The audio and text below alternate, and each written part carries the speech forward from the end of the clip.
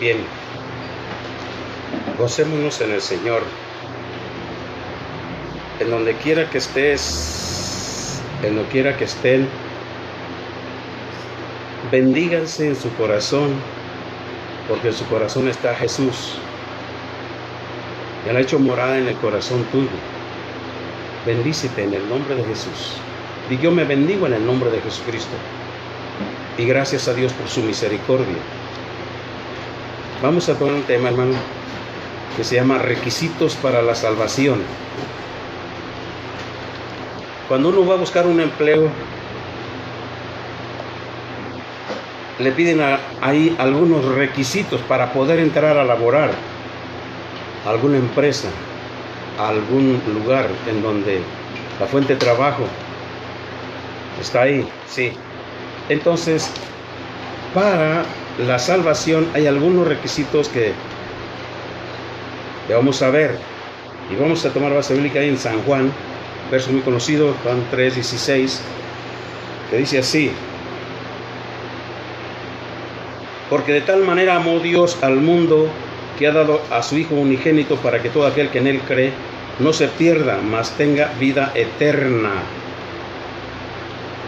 Porque no envió Dios a su Hijo al mundo para condenar al mundo, sino para que el mundo sea salvo por él. El que en él cree no es condenado, pero el que no cree ya ha sido condenado, porque no ha creído en el nombre del unigénito Hijo de Dios. Y esta es la condenación.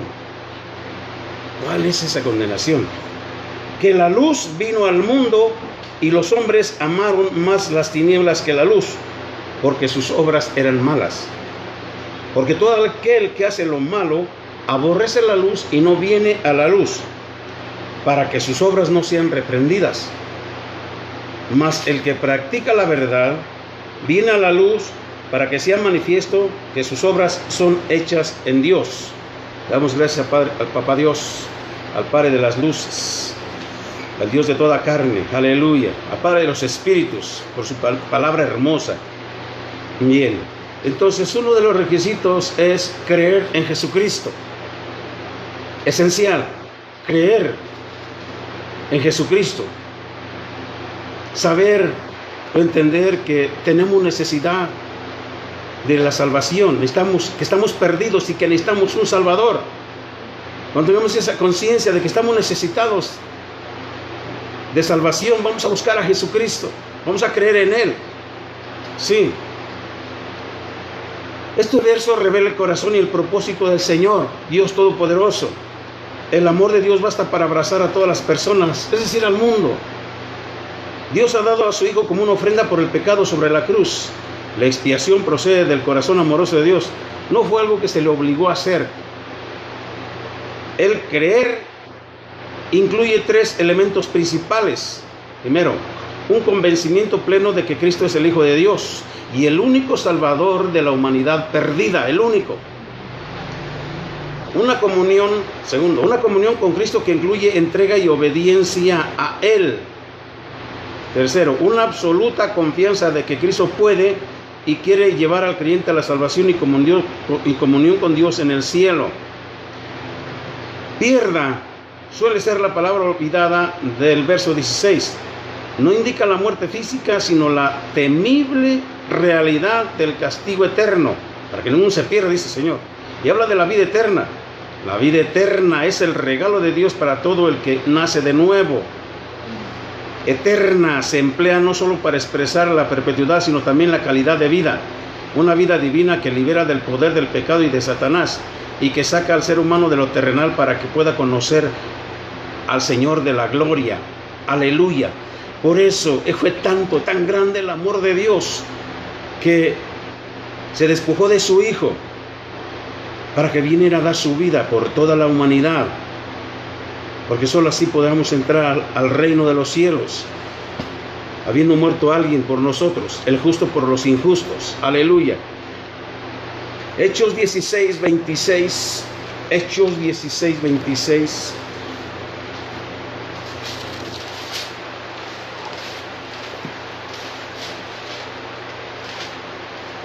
Al 32 16, 26 al 32, dice: acaban de meter a la cárcel a Pablo y Silas. Los metieron a la cárcel. Ya estando dentro, se empezaron a cantar himnos a Dios. Y los presos estaban ahí juntamente con ellos, los oían. Dice el verso 26: entonces sobrevino de repente un gran terremoto, de tal manera que los cimientos de la cárcel se sacudían, y al instante se abrieron todas las puertas y las cadenas de todos se soltaron. Verso 27: despertando el carcelero y viendo abiertas las puertas de la cárcel, sacó la espada y se iba a matar, pensando que los presos habían escapado, habían huido. 28: mas Pablo clamó a gran voz diciendo: no te hagas ningún mal, pues todos estamos aquí. O sea que si se hubiera escapado, él era reo de muerte, por eso mejor pensaba matarse de una vez. Pero le dijo Pablo: no te hagas ningún daño, aquí estamos todos. Él, el carcelero, entonces pidiendo luz, se precipitó adentro y temblando se postró a los pies de Pablo y de Silas, y sacándolo les dijo: señores, una pregunta, ¿qué debo hacer para ser salvo? ¿Qué debo hacer para ser salvo? Ellos dijeron: cree en el Señor Jesucristo y serás salvo tú y tu casa. Y le hablaron la palabra del Señor a él y a todos los que estaban en su casa. Aleluya. Entonces tenemos uno de los principales requisitos, es creer en Jesucristo, creer en el Señor. Aleluya. Dice bien, esa es la pregunta más importante que pueda formularse la gente.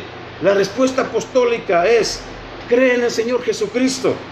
Creer en el Señor Jesucristo es tener fe en el Salvador, y entregarse a Él significa volverse a Él, reconociendo que está vivo, redime del pecado, salva de la condenación y es el Señor de la vida. Significa creer que le da,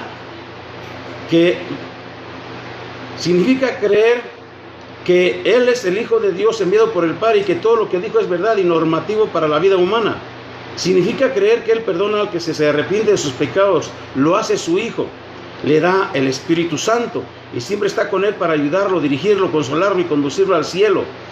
La fe salvadora es mucho más que creer las verdades acerca de Cristo. Hace que el creyente se acerque a Él, permanezca en Él y le entregue la vida agitada que lleva, con la seguridad de que Él, su palabra y el Espíritu Santo lo guiarán a través de esta vida a la eterna presencia del Padre. Si tú quieres ir al cielo, si tú quieres ir a gozar de la vida eterna con el Señor, tienes que creer en Él, tienes que creer que existe Dios, porque hay quienes dicen que Dios no existe, que es un cuento, que es una historia. Dios es real, Dios está vivo. Aleluya, bendito Dios. Veamos lo que dice Efesios 2, 8 al 10. Efesios 2, 8 al 10.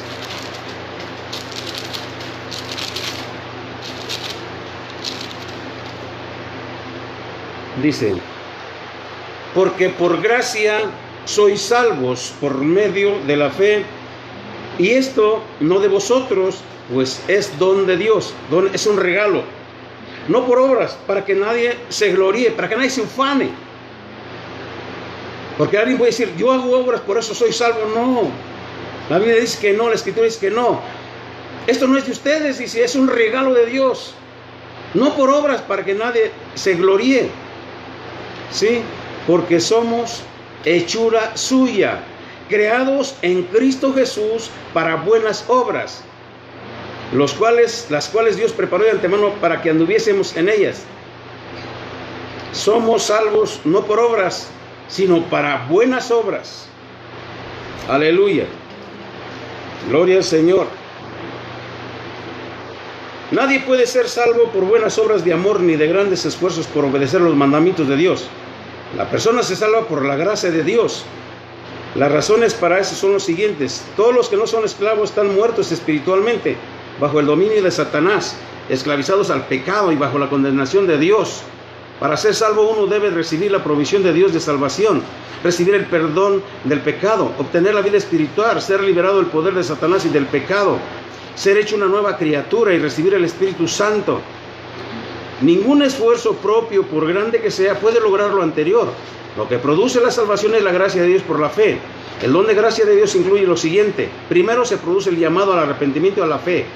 Junto con ese llamado viene la obra del Espíritu Santo dentro de la persona, que le da el poder o la capacidad de responder a Dios. Los que responden en fe y arrepentimiento y aceptan a Cristo como Señor y Salvador reciben gracia adicional para ser regenerados o nacidos de nuevo mediante el Espíritu y ser llenos del Espíritu. Los que llegan a ser nuevas criaturas en Cristo reciben continua gracia para vivir la vida cristiana, resistir el pecado y servir a Dios. Los creyentes se esfuerzan por agradar a Dios mediante su gracia que obra dentro de ellos. La gracia de Dios obra dentro de los creyentes consagrados, tanto el querer como el hacer por su buena voluntad, de principio a fin. La salvación es por gracia de Dios. La salvación es por gracia de Dios. Nadie la puede comprar. Nadie la puede comprar ni con dinero, ni con obras, ni con buenas intenciones. Porque es un regalo de Dios. Es un regalo que Dios hace a través de Jesucristo, su Hijo, por causa de su sacrificio en la cruz del Calvario. Aleluya. Entonces necesitamos creer en Jesucristo. Es el primer requisito. El segundo es 2 Timoteo 3:15. 2 Timoteo 3:15.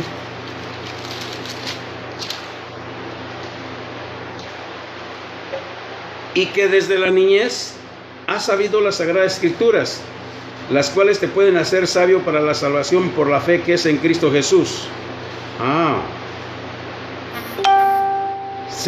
El otro requisito es leer la palabra de Dios. ¿Qué es lo que Dios tiene preparado para mí? ¿Qué es lo que Dios quiere que yo haga?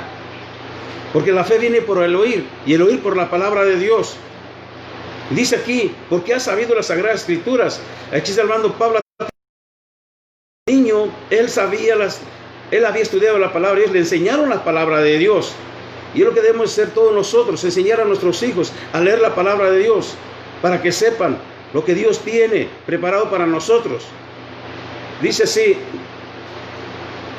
toda la escritura es inspirada por Dios y útil para enseñar, para redarguir, para corregir, para instruir en justicia, a fin de que el hombre de Dios sea perfecto, enteramente preparado para toda buena obra. Leer las escrituras. Otro, Hechos 3:19. Hechos 3:19. Así que, el otro requisito es el requisito: arrepentíos y convertíos, para que sean borrados vuestros pecados, para que vengan de la presencia del Señor tiempos de refrigerio.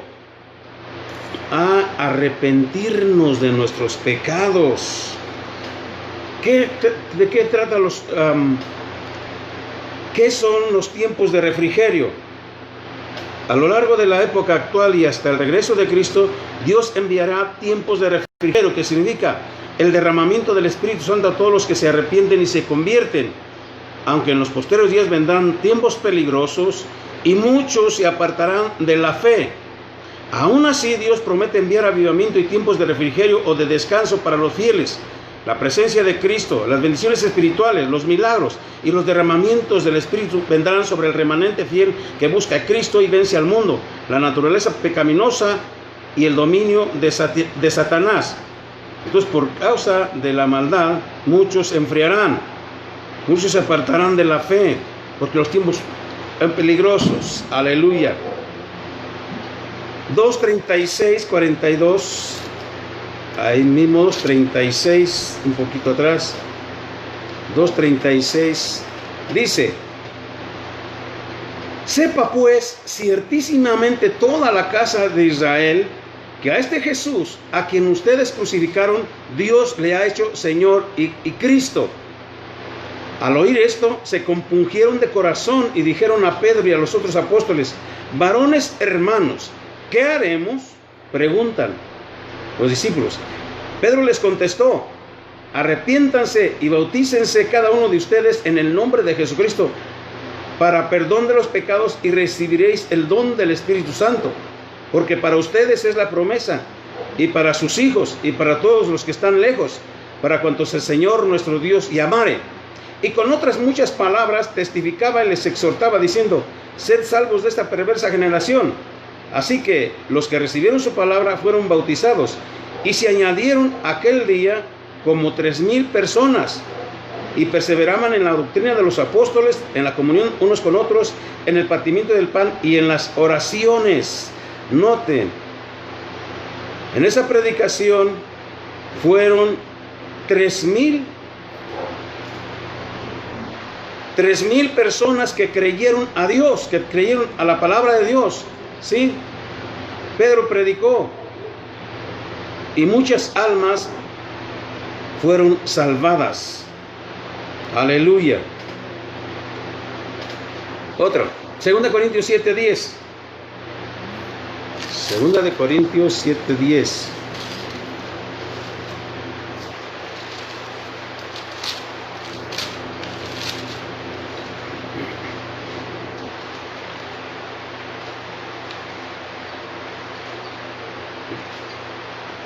Porque la tristeza, que es según Dios, produce arrepentimiento para salvación, de que no hay que arrepentirse.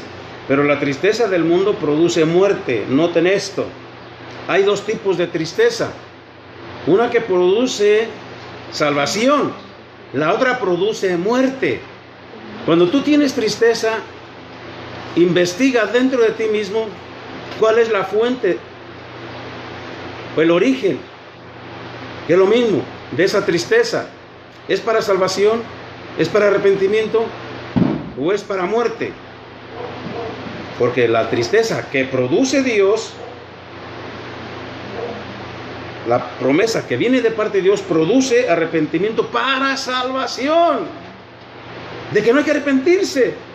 Pero la tristeza del mundo produce muerte, y mucha gente está triste, y esa tristeza la lleva a estados de depresión, de angustia, de desesperación, de querer morirse, porque esa tristeza no viene de parte de Dios, viene del mundo, por las cosas del mundo, por lo que está sufriendo en el mundo, por las situaciones familiares, por las situaciones adversas, contrarias que le han sucedido, y viene a recordar cosas amargas, y viene a pensar que no tiene razón de vivir, y ahí viene la depresión. Entonces eso produce muerte. Aleluya. Aquí Pablo identifica dos clases de tristeza. Hay una genuina tristeza por el pecado que lleva al arrepentimiento, es decir, un cambio en el corazón que hace que la persona se vuelva del pecado a Dios. Es buena esa tristeza. Ese tipo de arrepentimiento conduce a la salvación. Para Pablo, el arrepentimiento del pecado y la fe en Cristo son responsabilidades humanas en la salvación. En contraste, el que no se arrepiente se entristece con frecuencia por las consecuencias de su pecado, y esa tristeza lleva a la muerte y al juicio eternos. Aleluya. Entonces es necesario saber esto para no entristecernos. Aleluya. Veamos Isaías capítulo 55, verso 1.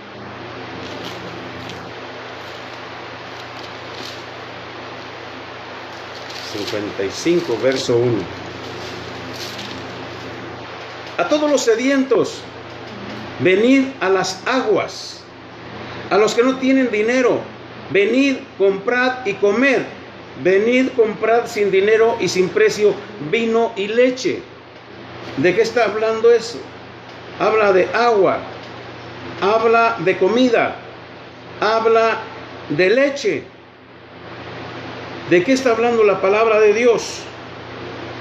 Cuando habla de sed, dice, es sed por la palabra de Dios. ¿Sí? Cuando dice de hambre, vino y leche.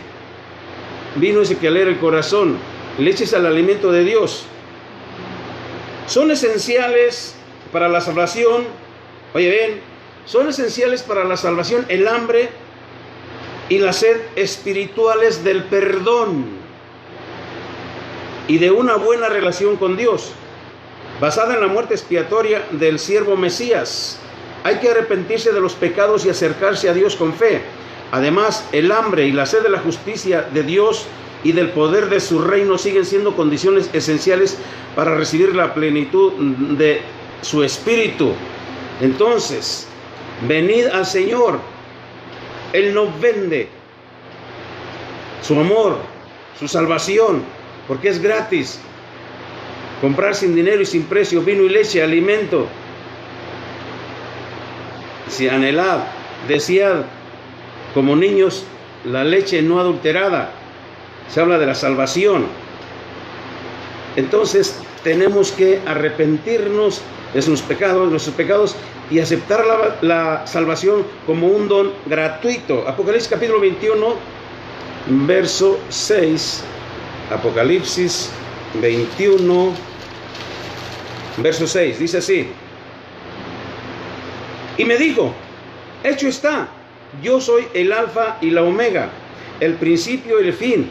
Al que tuviere sed, sed de la palabra de Dios. Yo le daré gratuitamente de la fuente del agua de la vida.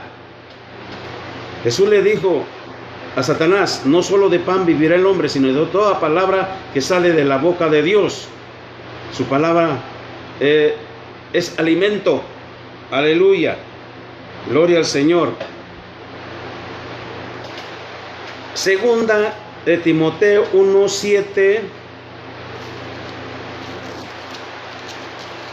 Segunda de Timoteo 1:7.